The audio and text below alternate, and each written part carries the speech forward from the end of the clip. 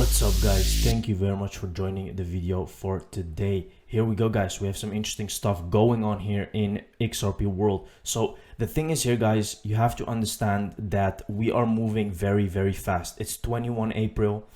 We can get a verdict on the lawsuit anytime now and XRP will have clarity. Let's take a look at Navin Gupta of Ripple breaks down ODL Solution, no need for Nostro accounts.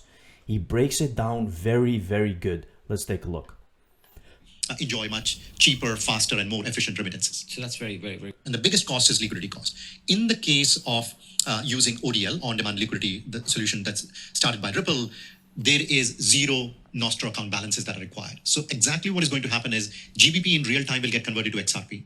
XRP within 2 seconds will travel to Philippines, and in Philippines it'll get converted to Philippines peso, and the payout will happen. And this can happen throughout the day. So there's no need to create Nostro accounts. It happens 24/7, real time, with real time rates on both the sides. The execution is very fast. There is almost nil friction, and there is zero working capital that's required. That means all this cost, which was inherent in the parallel system, can now go back to the customers, and then we can all essentially enjoy much cheaper, faster, and more efficient.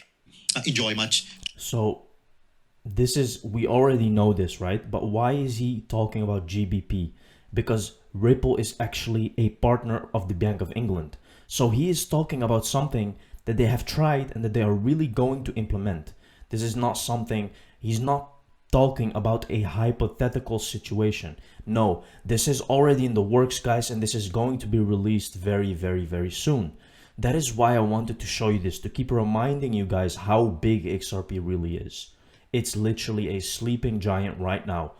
We have the biggest opportunity here, guys, shifting from the Ethereum blockchain to the XRP Ledger. Here we can see that the FinTech Times says currently we're in the process of changing from ERC20 blockchain over to XRPL. We are also moving into a scaling phase. We will be hiring further in the next few months in order to expand our growth. Our aim is to be at the forefront, blah blah. You can clearly see, guys, because why is this happening?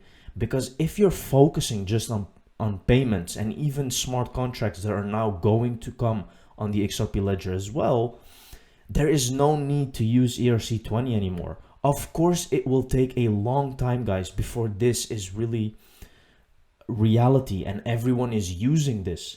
Because you have to understand, Ethereum is very big. There is a lot of things happening on Ethereum. It will not go away, right? You have to understand that, because there's these endless debates between people who are maximalists, XRP maximalists actually, that are thinking that Ethereum is just going to disappear, right? This is not just the case, guys. Of course it can happen, but I mean, don't expect something like that, right? Crypto has been made for payments. XRP is the most efficient way to make payments, and that is why it will win. That's how simple it is. It doesn't mean Ethereum will go away, right? You can also see what happened to Gensler these couple of days. He literally was being hammered in front of court, in front of Congress, and we're going to see the video here, guys. Morgan Stanley ESG reports that mentioned XRP is really all for sustainability, right? Whilst energy intensity data does not exist for each, we know that XRP's consensus protocol system is comparatively much more efficient than Bitcoin. It takes 3-5 seconds for the XRP Ledger to confirm each block versus 10 minutes for blockchain, though we would add that Ripple have created a payment system that requires a centralized intermediary to check transactions, so isn't directly comparable to the Bitcoin system and is closer to what traditional banks do today. Now, again, this is absolutely true, right? What Ripple is doing is really more likely than a bank. They're operating like a bank. And like, you have to ask yourself, I'm not going to lie for you, Bitcoin is way more anonymous.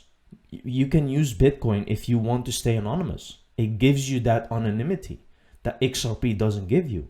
But you have to understand here, from an investment point of view, if you would choose, would you choose something that is transparent, that can replace banks, not replace them necessarily, but work with them to provide a solution? Or would you choose something that advocates anonymity in a world of today? Because that is very dangerous. This is a system that is never going to be adopted, guys. and I'm talking about mass adoption. It's just not possible. There's still people out there that think that Bitcoin can be mass adopted. It's not possible. It's literally not possible.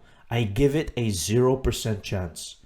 Because not everyone is going to use Bitcoin at one point. But everyone could be using Ripple at one point because they would not even know, right?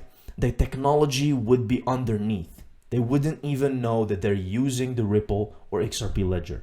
They would just make a transfer, as you heard the guy saying, from GBP to Philippine peso. They would not even feel it, right? Can you see the difference here, guys? That is why Bitcoin, and people get mad when you say this, right? Because they're advocates for Bitcoin. But it's just the facts. Chris Larsen, Ripple co-founder, the bigger opportunity is between countries. There's no notion for an internet of value. There's no global switch for value. Very fast payments.